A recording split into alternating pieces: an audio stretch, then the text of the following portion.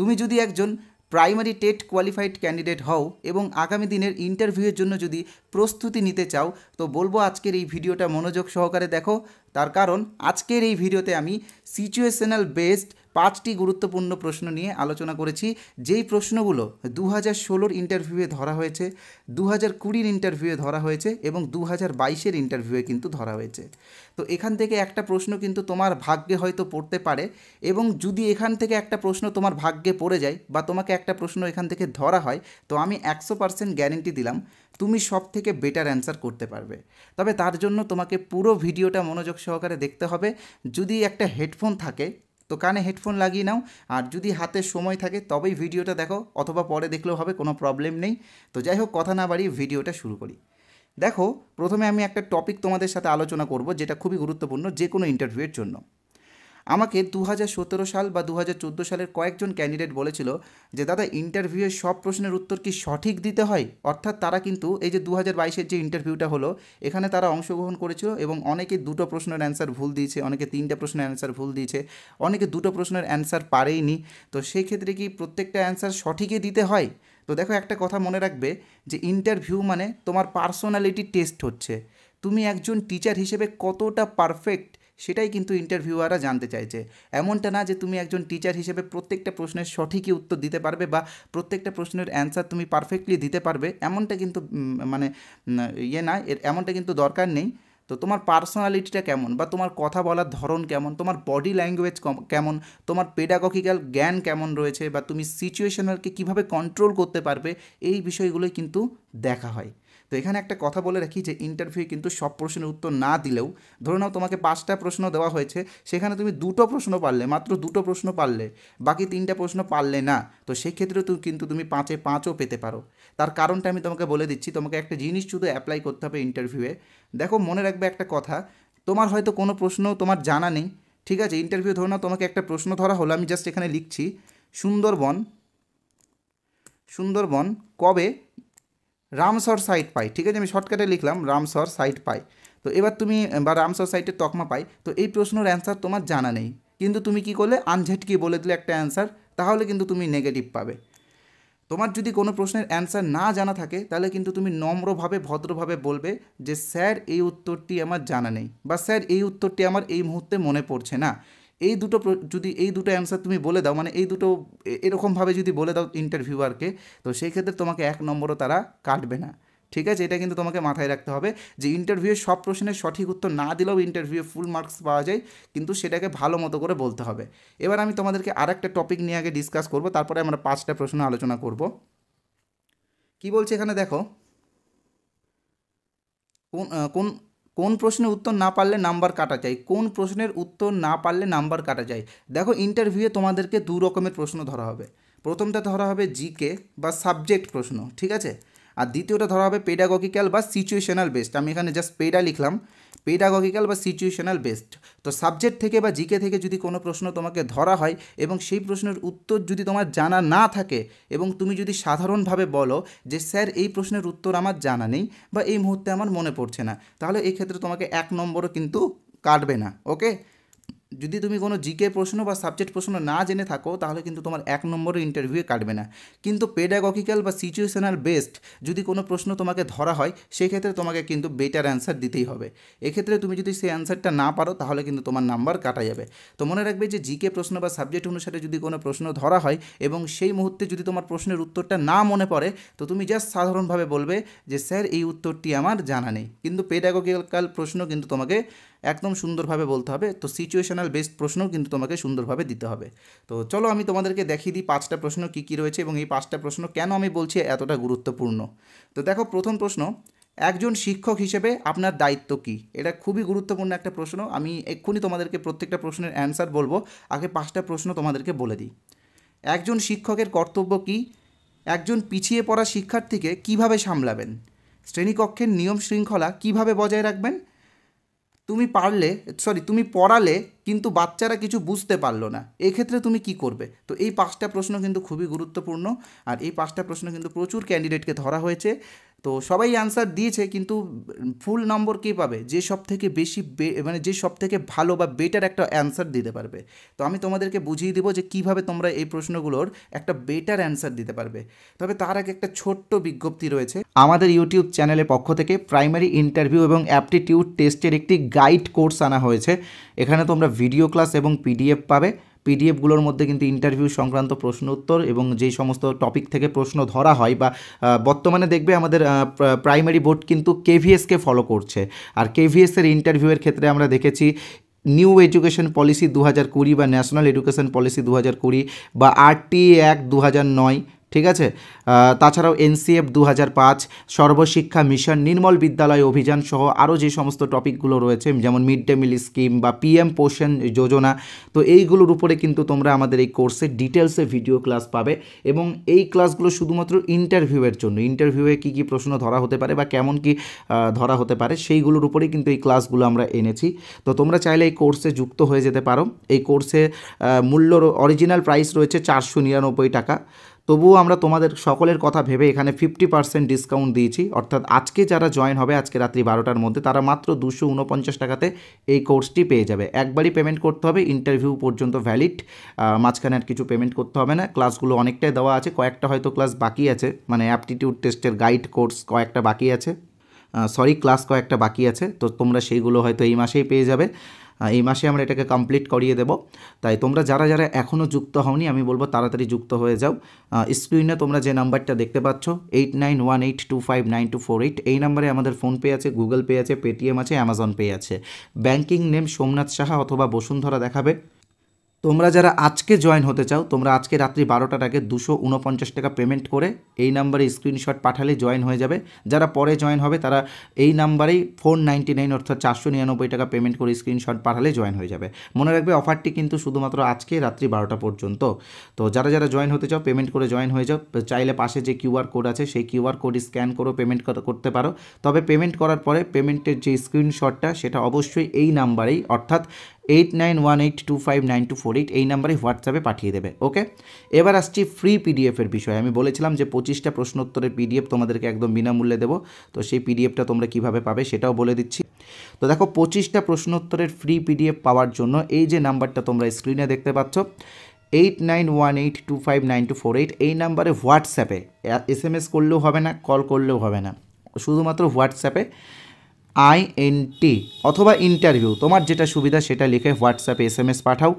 পাঠানোর সাথে সাথে একটি গ্রুপের লিঙ্ক পাবে, সেই গ্রুপে যুক্ত হয়ে যাবে। মানে ইন্টারভিউ ফ্রি পিডিএফ বলে একটি গ্রুপের লিঙ্ক পাবে, সেই গ্রুপের সঙ্গে সঙ্গে যুক্ত হয়ে যাবে। সেই গ্রুপেই আমরা একটি নির্দিষ্ট সময়ে আজকেই পিডিএফগুলো দিয়ে দেবো। তাই তাড়াতাড়ি আমাদের হোয়াটসঅ্যাপে কন্ট্যাক্ট করো। আর যারা এই নাম্বারটা সেভ করতে বিরক্ত বোধ করছো, তোমরা অবশ্যই এই ভিডিওর কমেন্ট বক্সে চলে যাও। দেখবে কমেন্ট বক্সেই আমি আমাদের হোয়াটসঅ্যাপ লিঙ্ক দিয়েছি, সেই লিঙ্কে ক্লিক করলেই তোমরা সরাসরি আমাদের হোয়াটসঅ্যাপে চলে আসতে পারবে। এসে INT বা ইন্টারভিউ লিখে SMS করলেই তোমরা কিন্তু সেই গ্রুপের লিঙ্ক পেয়ে যাবে, গ্রুপে যুক্ত হবে। গ্রুপেই কিন্তু আমরা ফ্রি পিডিএফ এবং আমাদের কোর্সেরও কিছু ডেমো পিডিএফ। কথা না বাড়ি ক্লাস শুরু করি। তো সব থেকে বেটার অ্যান্সার কী হবে তোমাদেরকে আমি বলে দিচ্ছি। 90% ইন্টারভিউয়ে যারা অংশগ্রহণ করে সেরকম 90% ক্যান্ডিডেটকে এই প্রশ্নটা ধরা হয় যে একজন শিক্ষক হিসেবে আপনার দায়িত্ব কী। তো মনে রাখবে, দায়িত্ব আর কর্তব্য দুটো কিন্তু আলাদাভাবে এখানে এক্সপ্লেন করতে হবে। দায়িত্ব বলতে যেটা তোমাকে করতেই হবে সেটা। তো একজন শিক্ষক হিসেবে সবথেকে বড় দায়িত্ব হলো সময়ানুবর্তিতা। তোমাকে সঠিক সময়ে বিদ্যালয়ে প্রবেশ করতে হবে। আমরা দেখেছি যে প্রাইমারি স্কুলে কিন্তু অনেক টিচার আছে যারা সময় অনুবর্তিতাকে মেনটেন করে না বা টাইম মেনটেন করে না। বিদ্যালয় শুরু হওয়ার 1 ঘন্টা পরে বিদ্যালয়ে ঢুকছে, তো এরকম কিন্তু করা যাবে না। বিদ্যালয় যদি 10:30 থেকে শুরু হয় তাহলে কিন্তু 10:30তেই কিন্তু, তার আগে কিন্তু বিদ্যালয়ে প্রবেশ করতে হবে এবং শিশুদের সুরক্ষার দায়িত্ব নিতে হবে। কারণ একটা কথা মনে রাখবে যে একজন শিক্ষক শুধুমাত্র একজন শিক্ষকই না, একজন শিশুর কাছে সে কে? ফ্রেন্ড, গাইড অ্যান্ড ফিলোসফার, মানে বন্ধু, অভিভাবক এবং দার্শনিক। তো অভিভাবকেরও গুরু দায়িত্ব কিন্তু তোমাকে পালন করতে হবে। দেখছো এখানে দায়িত্ব বোঝাচ্ছে। দায়িত্ব মানে কি? তুমি একজন শিক্ষকের অভিভাবক, তুমি একজন শিক্ষার্থীর অভিভাবক। তো অভিভাবকরা কী দায়িত্ব পালন করে? তার সন্তানদেরকে সেফটি দেয়, সুরক্ষা দেয়। তো তোমাকেও কিন্তু প্রত্যেকটা শিশুর সুরক্ষার দায়িত্ব নিতে হবে। বিভিন্ন বিদ্যালয়ে আমরা দেখেছি যে গ্রামাঞ্চলের বিদ্যালয়গুলো জঙ্গলের পাশে, তো বিদ্যালয়ে কি হয় অনেক সময় সাপ পোকামাকড় ঢুকে যায়, এটা বিদ্যালয়ে কি হয় অনেক সময় সাপ পোকামাকড় ঢুকে যায়, তো এই দিকটা একজন শিক্ষককে নজর রাখতে হবে। আবার আমরা দেখেছি আরেকটা জিনিস আমরা দেখেছি, এটা হচ্ছে বিদ্যালয়, হ্যাঁ, বিদ্যালয়ের সামনে দেখবা অনেক সময় লেখা থাকে না যে রাস্তা দিয়ে যখন তোমরা বাইক চালিয়ে যাও অনেক সময় লেখা থাকে না যে সামনে স্কুল রয়েছে, গাড়ি আসতে চালান। কেন বলা হয় এটা, যে বাচ্চারা এটা হচ্ছে স্কুল এখান দিয়ে রয়েছে মেন রোড, ঠিক আছে, তো বাচ্চাদেরকে মেন রোড পার হয়ে স্কুলে আসতে হয়, তো এখানে পোস্টার লাগিয়ে দিতে হবে যে গাড়ি আসতে চালান, এবং এখানে একটা ট্রাফিক পুলিশের ব্যবস্থা করতে হবে, বাচ্চা যেন সময় মতো বিদ্যালয়ে সঠিকভাবে রাস্তা পার হয়ে আসতে পারে। তো এটা হচ্ছে মেনলি কি সেফটির দায়িত্ব। এবার তার সাথে কি শিক্ষার দায়িত্ব নিতে হবে, তাদেরকে ভালো মতো করে বোঝাতে হবে এবং রীতিমতো তাদের ফিডব্যাক নিতে হবে যে তারা ঠিকঠাক পড়াশোনা করেছে কি করেনি। তো এই বিষয়গুলো কিন্তু মাথায় রাখতে হবে। মনে রাখবো এখানে দুটো জিনিসকেই ফলো করতে হবে। এক নম্বর হচ্ছে কি সময়ানুবর্তিতা, আর দুই নম্বর কি শিশুদের সুরক্ষার দায়িত্ব। এবার যখন আমরা আসবো কর্তব্যে তখন কিন্তু বিষয়গুলো একটু অন্যরকম হয়ে যাবে। দেখো দ্বিতীয় প্রশ্ন, এটাও 90% ক্যান্ডিডেটকে ধরা হয় যে একজন শিক্ষক হিসেবে আপনার কর্তব্য কী। দেখো শিক্ষকের কর্তব্য প্রচুর। প্রথম কর্তব্য কি, শিশুদেরকে কোয়ালিটি এডুকেশন দেওয়া। কি এডুকেশন দেওয়া? Quality education. তো কোয়ালিটি এডুকেশন দেওয়ার জন্য তোমাকে কী করতে হবে, তোমার পেশাগত যোগ্যতাকে আরও উন্নত করতে হবে। পেশাগত যোগ্যতা মানে বুঝে নাও শিক্ষকতাও কিন্তু একটা পেশা। আগে কি বলা হতো যে গুরু শিক্ষা দান করছেন, কি করছেন? শিক্ষা দান করছেন। তো এখন দান কথাটা উঠিয়ে দেওয়া হয়েছে, কারণ বাচ্চারা নিজেরাই শিক্ষা গ্রহণ করতে পারে বা অর্জন করতে পারে। শিক্ষক একজন কি ফ্যাসিলিটেটর বা একজন হেল্পার, ঠিক আছে, এটা কিন্তু মাথায় রাখবে। এখন কিন্তু শিক্ষককে কিন্তু শিক্ষাদাতা বলা হয় না বা গুরু বলা হয় না, একজন হেল্পার বলা হয়। তুমি একজন হেল্পার। তো একজন হেল্পার হিসেবে তোমার পেশাগত যোগ্যতাকে তোমাকে উন্নত করতে হবে। তো উন্নত করার জন্য কি কি করতে হয় দেখো, লেসন প্ল্যান, একটা ভালো লেসন প্ল্যান তোমাকে করতে হবে, যেখানে তুমি কি টিএলএম ইউজ করবে বা কি ম্যাটেরিয়াল ইউজ করবে, যাতে বাচ্চারা তোমার বোঝানোটা বা তুমি যে টপিকটা আলোচনা করছো সেটাতে বেশি অ্যাক্টিভ থাকতে পারে, অ্যাক্টিভলি ক্লাস করতে পারে এবং ভালো মতো করে শিখতে পারে। তো এটা কিন্তু তোমাকে করতে হবে। তো এবার তুমি একটা ভালো লেসন প্ল্যান করলা এবং বাচ্চাদেরকে সেই বিষয়গুলো বোঝালা। তো তো বাচ্চারা কি সেই বিষয়গুলো বুঝতে পারলো? তো সেটা তুমি কিভাবে জানবে? তো সেটার জন্য কিন্তু তোমাকে সামেটিভ অ্যাসেসমেন্ট নিতে হবে।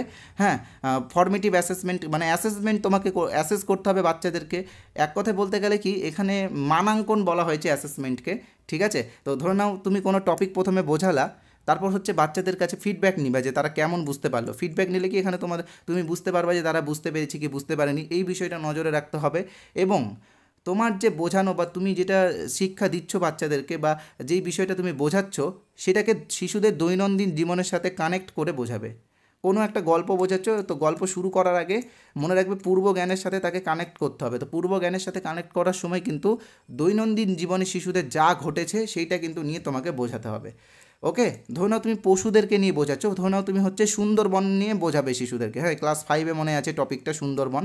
তো সুন্দরবন বোঝাতে গেলে কি, সুন্দরবনে মেইনলি কি গাছ, নদী, পশু পাখি এইগুলো আছে। তো তোমাকে কি দিয়ে শুরু করতে হবে, তোমরা কি গাছ দেখেছো, এইভাবে শুরু করতে হবে বাচ্চাদেরকে। যে আচ্ছা, তোমরা মানে ক্লাসে গিয়ে ডাইরেক্টলি শুরু করবে না যে আজকে আমরা সুন্দরবন নিয়ে আলোচনা করছি বা এরকম করার দরকার নেই।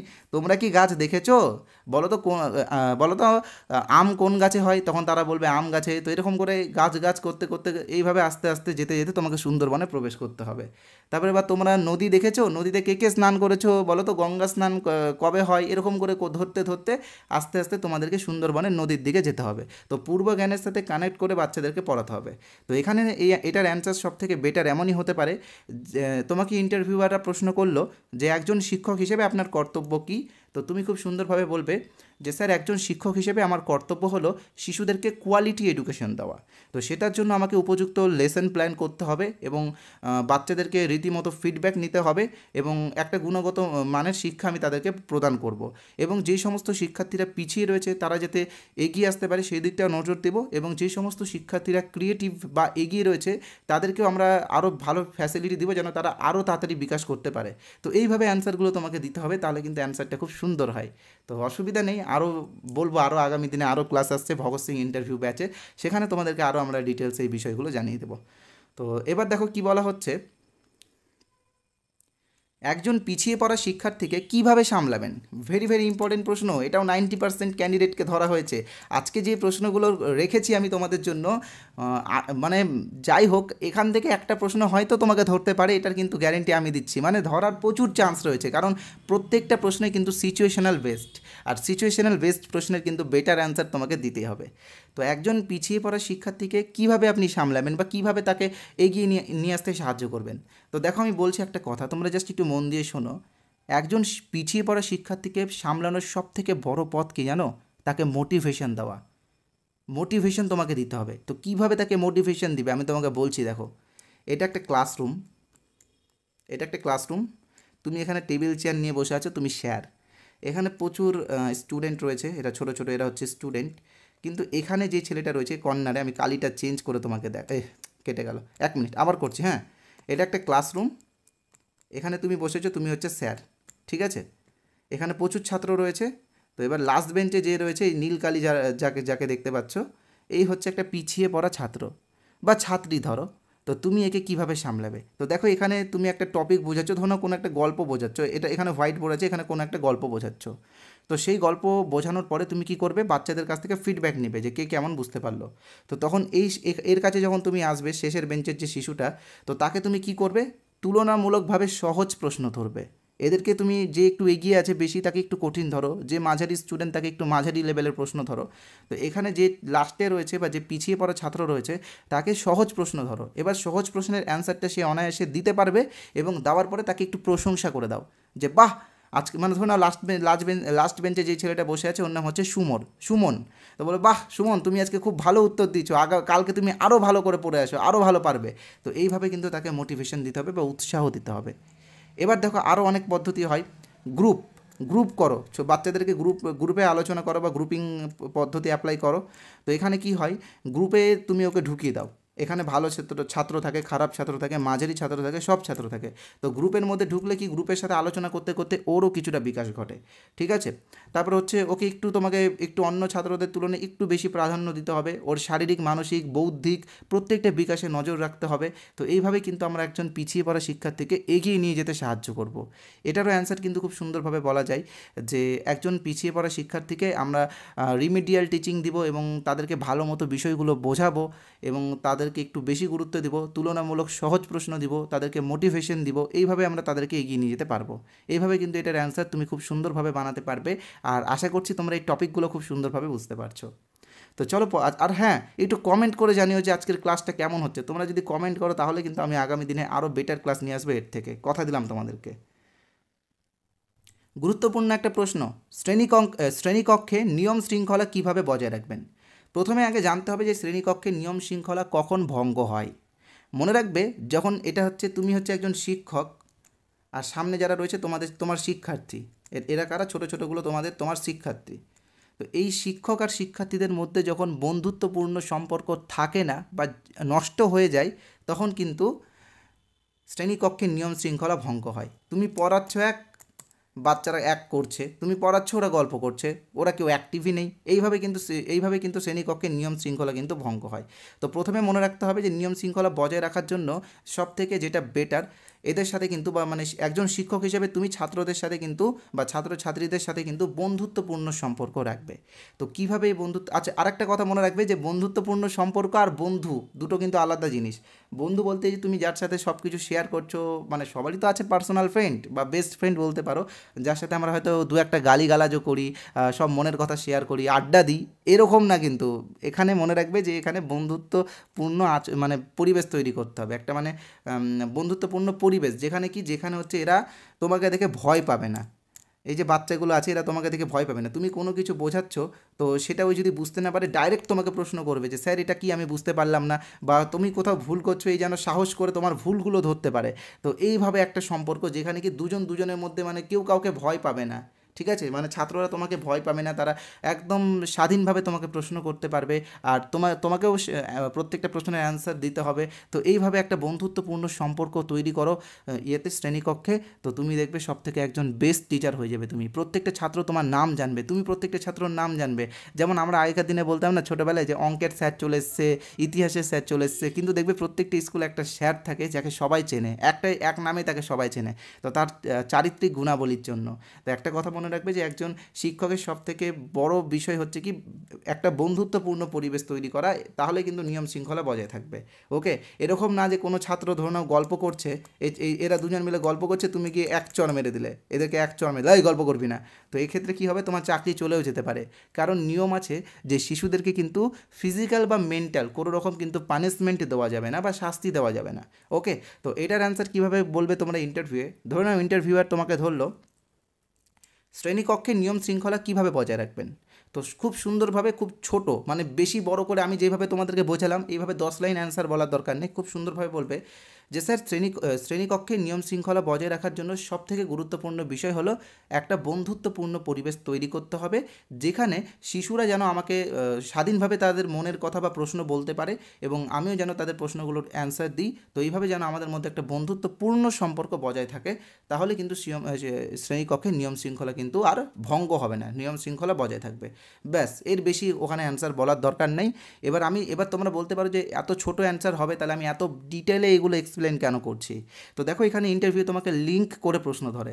এবার তোমাকে হয়তো আর একজন ইন্টারভিউয়ার ধরতে পারলো যে ধরে নিল যে বন্ধুত্বপূর্ণ সম্পর্ক বলতে কী বোঝায়, তখন তুমি এটাকে এক্সপ্লেন করে ওখানে বোঝালে। বুঝতে পারলে? তো পেডাগজিক্যাল প্রশ্ন বা সিচুয়েশনাল বেসড প্রশ্ন কিন্তু তোমাকে ভালো মতো জানতেই হবে। আর আরেকটা কথা, আমাদের পেইড কোর্সে কিন্তু আমরা এরকম আরও ইন্টারভিউ গাইড তোমাদেরকে দিচ্ছি। তো পেইড কোর্স এটা কিন্তু আপাতত ওয়েস্ট বেঙ্গলের সব থেকে বড় ইন্টারভিউ কোর্স, পেইড কোর্স, যেখানে ইন্টারভিউ এবং অ্যাপটিটিউড টেস্টের ফুল কোর্স করানো হচ্ছে। এই রকম situational based question 2016 interview, 2020 interview এবং 2022 ইন্টারভিউর প্রত্যেকটা প্রশ্ন আমরা তোমাদের সামনে তুলে ধরবো। তার সাথে কিন্তু KVS PRTর যে ইন্টারভিউ হয় সেইগুলোর প্রশ্ন আমরা তোমাদেরকে দেবো। তাই জন্য বলছি এই পেইড কোর্সে তাড়াতাড়ি জয়েন হয়ে যেও। তো চলো এবার একটা প্রশ্ন, গুরুত্বপূর্ণ একটি প্রশ্ন, অবশ্যই গুরুত্বপূর্ণ। কি বলা হচ্ছে দেখো, তুমি পড়ালে কিন্তু বাচ্চারা কিছু বুঝতে পারলো না, তোমার করণীয় কি? ভেরি ভেরি ইম্পর্টেন্ট, 90% একটি গুরুত্বপূর্ণ প্রশ্ন এটা। ধরে নাও কোনো টপিক তুমি বাচ্চাদেরকে বোঝাচ্ছ, বাংলারই কোনো টপিক, আমি ধরে নিলাম যে বাংলারই কোনো টপিক তুমি বাচ্চাদেরকে বোঝাচ্ছ, এটা হোয়াইট বোর্ড, এখানে বোঝাচ্ছ, এখানে বাচ্চারা বসে বসে শুনছে। কিন্তু তুমি যখন ফিডব্যাক নিচ্ছ, এখানে এটা বুঝিয়ে ফিডব্যাক যখন নিচ্ছ, তুমি একজন টিচার, এই যে এটা একজন টিচার, তো এবার তুমি যখন ফিডব্যাক নিচ্ছ, বাচ্চারা কোনো ফিডব্যাক সেইভাবে দিতে পারছে না, তাহলে দোষটা কার? তো মনে রাখবে যে এখানে কিন্তু দোষটা তোমার পদ্ধতিতে কোনো প্রবলেম আছে, তোমার টিচিং মেথডে কোনো প্রবলেম আছে, যেই জন্য বাচ্চারা বুঝতে পারেনি। তো সেই ক্ষেত্রে তোমার প্রথম করণীয় হলো কি, পদ্ধতির পরিবর্তন বা টিচিং মেথড পরিবর্তন করো। হয়তো তুমি এখানে হোয়াইট বোর্ডে লিখে বোঝাচ্ছ, সেটা বাচ্চারা বুঝতে পারছে না, তো এবার তুমি কোনো অডিও ভিজুয়াল কিছু অ্যাপ্লাই করো, কোনো অ্যানিমেশনের মাধ্যমে বোঝাও, কোনো ডিজিটাল বোর্ড বা কম্পিউটারের মাধ্যমে বোঝাতে পারো, এটা একটা। অথবা তুমি অন্য কোনো পদ্ধতি, যেমন ধরো নাও ডেমনস্ট্রেশন বা অভিনয় পদ্ধতি বা ড্রামা পদ্ধতি, এইগুলো অ্যাপ্লাই করতে পারো। বিভিন্ন পদ্ধতি যেমন অনেক রকমের পদ্ধতি হয়, বা ভালো TLM ইউজ করো। হ্যাঁ, তাও দেখছো বাচ্চারা বুঝতে পারছে না, ভালো ফিডব্যাক তুমি পাচ্ছ না, তো তখন সর্বশেষ পদ্ধতি হবে সাবজেক্ট এক্সপার্ট, যে সাবজেক্ট এক্সপার্ট আছে তার কাছে পরামর্শ নাও, নিয়ে কিন্তু এটাকে বোঝাও। তারপর যতক্ষণ না পর্যন্ত তুমি একটা ভালো ফিডব্যাক পাচ্ছ, ততক্ষণ কিন্তু তোমাকে এই পরিশ্রম করে যেতে হবে। এমনটা হয় না যে প্রত্যেকটা শিক্ষকই সব দিক দিয়ে পারফেক্ট হয়। হয়তো এখানে আমার এই ভিডিওটা যারা দেখছো, অনেকে আছো যে বাংলা ভালো পারো, অনেকে আছো যে ইংরেজি ভালো পারো, হ্যাঁ, অনেকে আছো অঙ্ক ভালো পারো কিন্তু ইংরেজি বাংলা কিছুই পারো না, অনেকে আছো বাংলা পারো কিন্তু ইংরেজি পারো না। তো মনে রাখবে যে প্রত্যেকটা টিচার সব দিক থেকে পারফেক্ট হয় না। তো যেই বিষয়টাতে তোমার দুর্বলতা রয়েছে, সেই বিষয় নিয়ে তোমাকে কী করতে হবে, সাবজেক্ট এক্সপার্টের কাছে গিয়ে পরামর্শ নিতে হবে, নিয়ে তুমি বাচ্চাদেরকে বোঝাও। তো সেই ক্ষেত্রে তুমি কিন্তু একটা ভালো ফিডব্যাক পাবে।